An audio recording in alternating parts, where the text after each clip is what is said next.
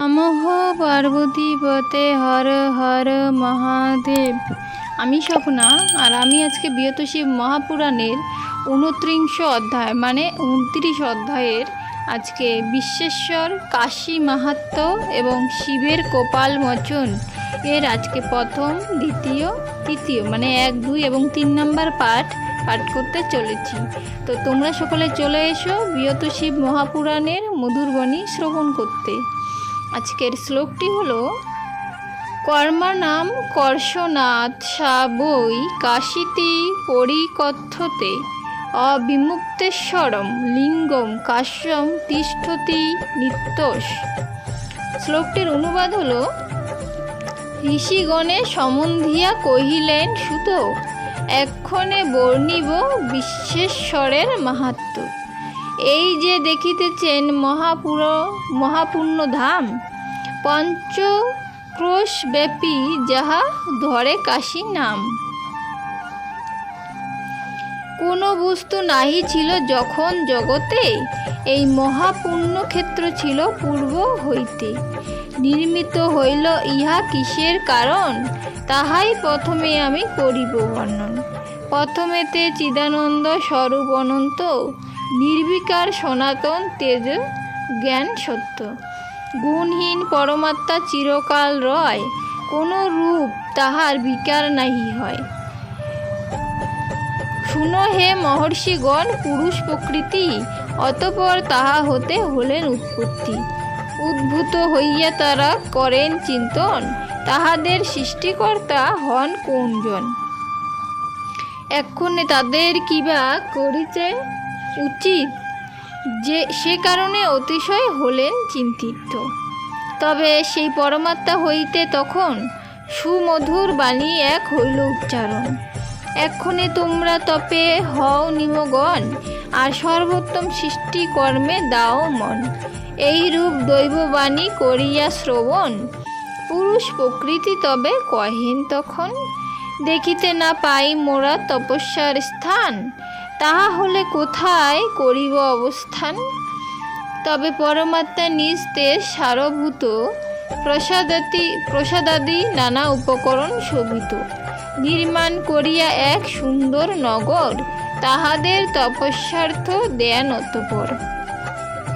চারিদিকে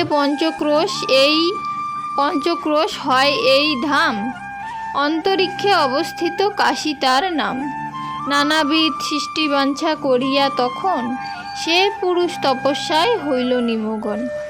বহুকাল সুকঠোর তপস্যা জনিত, পুরুষের পরিশ্রম হইল বহুত।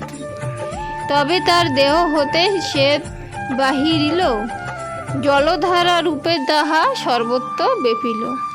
অন্য কিছু দৃশ্যমান না রহে তখন, ভগবান বিষ্ণু তাহা করেন দর্শন।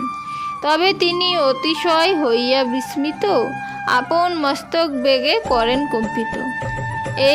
সেই কম্পনের ফলে তার কর্ণ হতে এক মণি সেই কালে পড়িল ভূমিতে।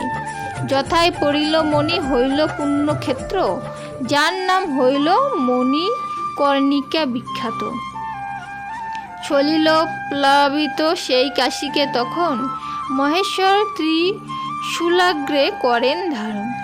অতঃপর সেই বিষ্ণু প্রকৃতি সহিত, তাহার উপর হইলেন নিদ্রাগত। তারপরে নাভি পদ্ম হতে ধীরে ধীরে, লোক পিতামহ ব্রহ্মা জন্ম লাভ করে। তখন শিবের আজ্ঞা শিরোধার্য করি, পদ্মজনী হইলেন সৃষ্টি অধিকারী। এ ব্রহ্মাণ্ডে যাহা কিছু হতেছে দর্শন, স্থাবর জঙ্গম আদি চেতনা চেতন। হে মহর্ষিগণ, দৃশ্যমান সে সমস্ত, তখন বিশেষ শিব তেজে ছিল ব্যক্ত। চারিদিকে সৃষ্টি শুরু হইল তখন, এ ব্রহ্মাণ্ডে চতুর্দশ হইল ভুবন। এ বিশ্ব 50 কোটি যোজন বিস্তার, মুনিগণ এইরূপ করেন বিচার। জলেতে যেমন নৌকা হয় ভাসমান, ঘোল পড়ে নবনীত যথা বিদ্যমান। সেই রূপ এ ব্রহ্মাণ্ড জলের উপর, অনায়াসে ভাসমান রয় নিরন্তর। হে মনীন্দ্রগণ, এই ব্রহ্মাণ্ড মাঝারে বিশাল ভূলোক সদা অবস্থান করে।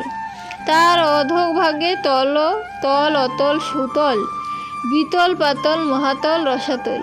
উপরে স্বর্গলোক,